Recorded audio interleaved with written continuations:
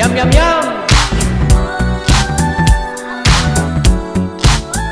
Mga kayahay, nandito pa rin tayo sa aking beach resorts. Gagawa tayo ng masarap na putahe. Alam niyo mga kayahay, galing ako ng Nueva Ecija noong last week lang, mga 3 days ago, 2 days. Alam niyo po, dala-dala ko po itong ampalaya, talong, at saka yung sitaw, at saka yung kalabasa. Dala-dala ko po yan galing sa Nueva Ecija ng Seedworks Experimental Area, Barangay Lombok, Talavera, Nueva Ecija. Dahil nandito sa Davao, dala-dala ko po lahat yan, lulutuin ko po ngayon. Okay?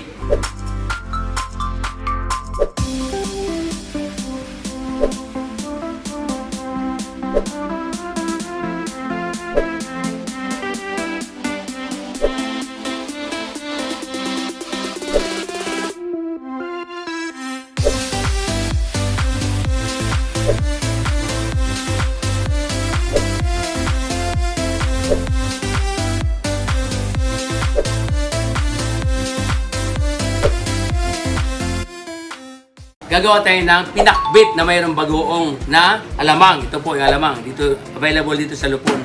At ito pang twist na gusto kong gawin ha. Gagawa natin ng instead na crispy pork belly, lechong kawali, or bagnet, lalagyan ko po siya ng crispy adobo na parang is shredded, crispy. Gawin natin ha. So, yun ang itatapping natin si Babaw. Medyo twist ng konti para naman na maiba lang ating pinakbit, no? Alright? So, huwag kayong pong kalimutan mag-subscribe ng ating YouTube channel, ay yung ating official vlog of Chef Boy Logro Kayahay dahil marami kayong matututunan. Alright? So itutuloy ko po yung aking vlog almost everyday. Nagbablog po ako dahil po gusto ko kayong masiyahan. Alright? So gagawa na tayo. Unang-una po, okay, meron tayo ditong Baguio oil. Ito pong ating Baguio oil ay gamit ko po to mula noon hanggang ngayon. Pure coconut oil. Gawa natin dyan. Yan. Yan natin. Partner ko ito sa kusina. Almost everywhere saan ako nagpupunta, ito ang gamit ko, ang Baguio oil. At syempre naman, ang gulay natin napakaganda dahil Seedworks po, quality po ng Seedworks yan. Ang Seedworks po ay marami silang variety, mga seeds, palay, gulay, andun lahat. So pwede nyong i-follow ang Seedworks Philippines. Nandoon lang po ang ating page ng Seedworks Philippines. Alright, so first, this time, onion. Onion natin. Okay. Okay. Ngayon po, narinig niyo yung tugtog kasi po dito sa beach, kapitbahay namin ay may nagka-karaoke. Okay, yun natin may music, di ba po? Masaya, may karaoke sa kapitbahay mo. At dito naman, pagka-beach, ganun talaga. Yan ang background ko. May music. Alright. Onions. Then, garlic.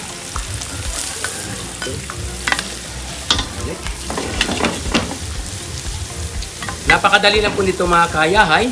Napakaganda po ng ating gagawin dahil po ay pinakbit talaga ito.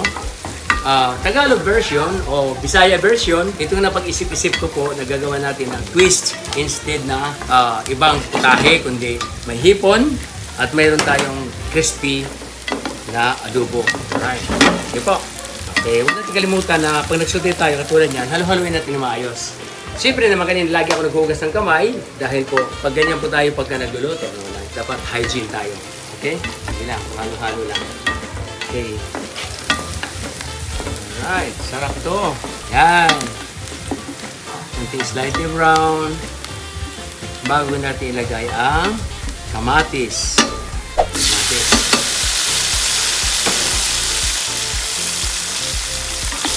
Tomato.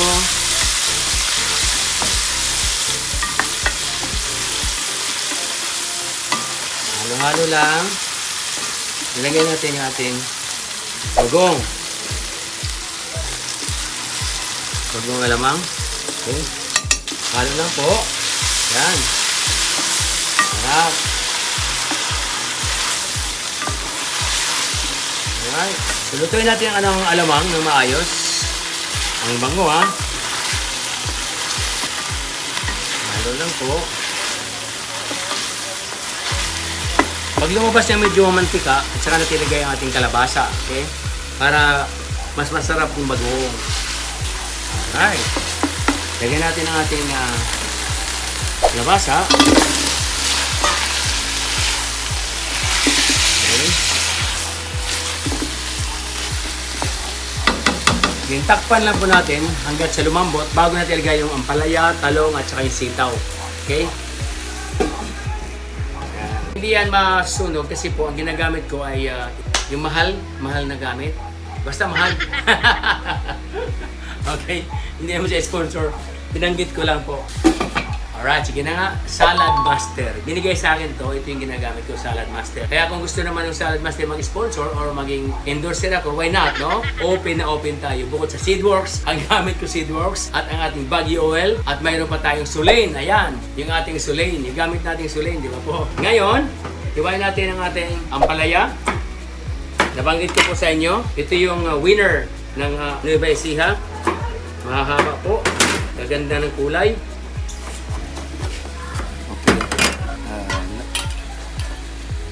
Ito. Ang saya-saya po kasi po pag nandito ako sa beach, marinig mo yung kapitbahay mo, tawanan, tilian, medyo uminom sila ng mga soft drinks pero nag-iingay. Bakit kaya, no? May halo siguro konti. But anyway, isa part ng ating location, masaya dahil kapitbahay mo ay masasaya, may iingay. Alright. Kaya gusto ko dito sa beach eh. Mamaya pagkikita ko sa inyo kasi kanina mayroon po ditong paligsahan ng mga bangka, takbuhan po, ang ganda. Kung nandiyan pa abutan natin, mapapanood natin mamaya. Okay? So ating palaya ay ganito. Okay? Gawin lang po ng ganyan. Tatlo. Okay? Ganyan po.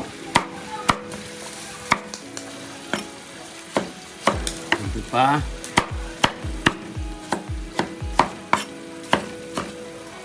Alright.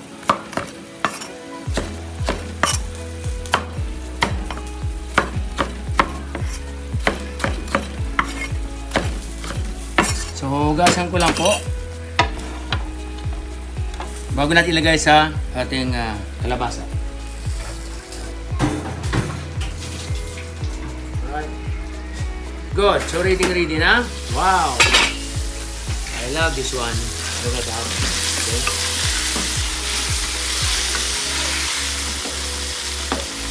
Kaya maganda talaga Salad Master. Hindi siya nasusunog. Lumidikit lang. Hindi susunog. Alright? Wala po siyang tubig. Okay. Okay. So, ilagay na natin ang ating ampalaya. Ampalaya. Takpan ulit natin. Mamaya-maya ilagay na ulit natin ang ating sitaw. Mamaya ko ulit. Then, mamaya na yung hipon kasi madaling maluto. Okay? Ayaw kong matigas yung kanyang laman. Okay? Pwede talong.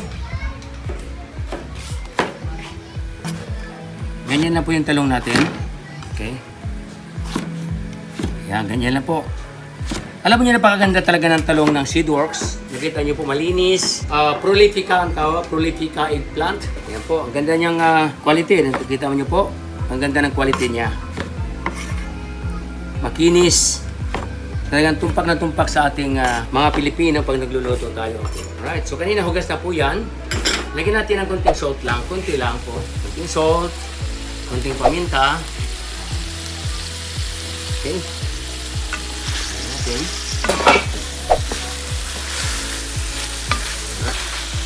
So, nandyan na po siya lahat. Ito na yung ating palaya. Ilagay naman natin ang ating sitaw. Ayan. Mamaya yung hipon, ilagay natin. Okay, takpan lang natin. At, okay, pwede ng talong. Pwede ng talong. Takpan lang po natin ulit. Mahinang apoy lang para mag-moist. Hindi ako naglalagay ng tubig. Okay?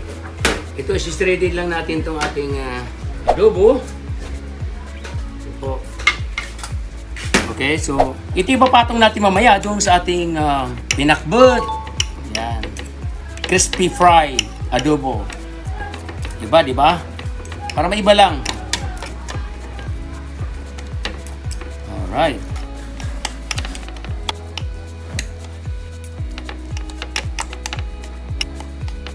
Adobo crispy.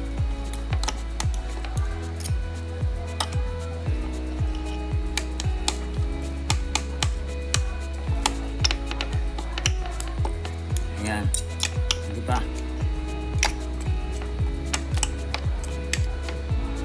Okay. So ready to fry. Ayan.